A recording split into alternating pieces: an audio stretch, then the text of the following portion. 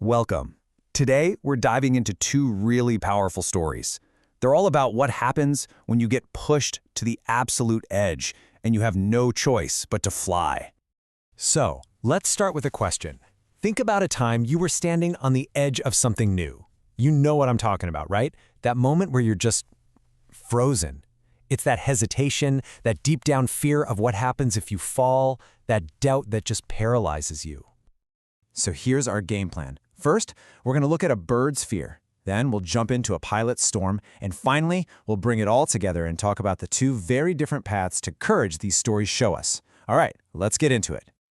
Okay, first up, a bird's fear. This is the story of a young seagull, and man, this little guy is just paralyzed by self-doubt. Picture this. He's all alone on a cliff ledge, looking out at the sky, and he's just terrified to take that first big leap. We're talking about a seagull, a common seabird. But this one is absolutely convinced his wings just won't support him. And get this, his younger siblings, the ones with even shorter wings, they've already taken off. They're out there soaring, and he's just stuck there, frozen, thinking my wings are gonna fail me. And that's the heart of it right there. He just couldn't find the courage to trust his own wings. It's all about that lack of faith in himself. I mean, we've all been there, haven't we?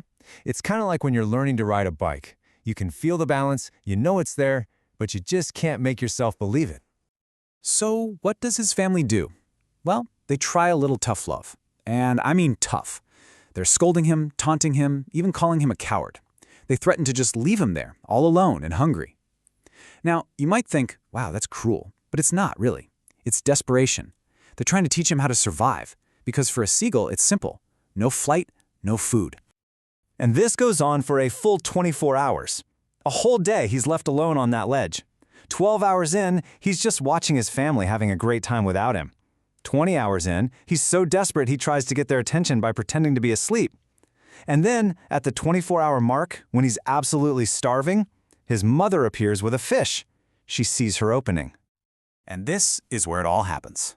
His mother has this brilliant, if a little cruel idea. She uses a fish as bait. She flies super close to him and then just stops, hovering with the food right there. The little seagull, he's just maddened by hunger at this point, so he dives for it. And for a split second, there's pure terror. He's falling, just tumbling down into empty space. But then, instinct kicks in. His wings spread out all by themselves, he feels them cutting through the air, and just like that, he's flying. He's actually soaring. Okay, what a story, right? Now let's switch gears. We're moving on to a pilot's storm. This is the story of a risky decision in some very dark clouds. See, in this story, the fear isn't about that first step. No, this is about what happens after you make a bad call.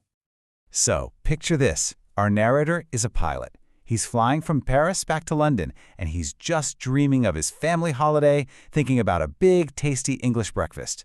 Everything is perfect. Clear skies, happy thoughts, but that's all about to change big time. About 150 kilometers out from Paris, he sees them, these massive, dark storm clouds that literally look like black mountains stacked up in front of him. I mean, this is a pilot's worst nightmare. The safe thing to do, the only logical thing to do, turn back.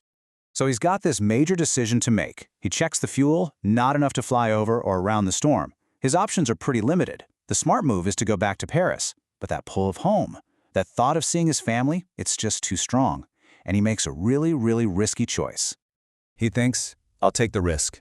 And just like that, he flies his plane straight into the storm, straight into those black clouds. And inside, it's chaos. Everything just turns black. He can't see a thing. The compass, it just spins and spins. He tries the radio, nothing. All of his instruments are dead. He is completely, totally lost. No way out, no hope. And then, suddenly, out of the darkness, he sees another plane. A mysterious black airplane, right? And what's really weird is it has no lights on its wings. The other pilot just looks over at him, waves, and gives him a simple signal. Follow me. All right, so now we have these two incredible stories. Let's talk about the two paths to courage. This is where it gets really interesting because when you think about it, both the seagull and the pilot are trapped in a storm. One is a storm of self-doubt inside his own head, and the other is a literal, terrifying black storm.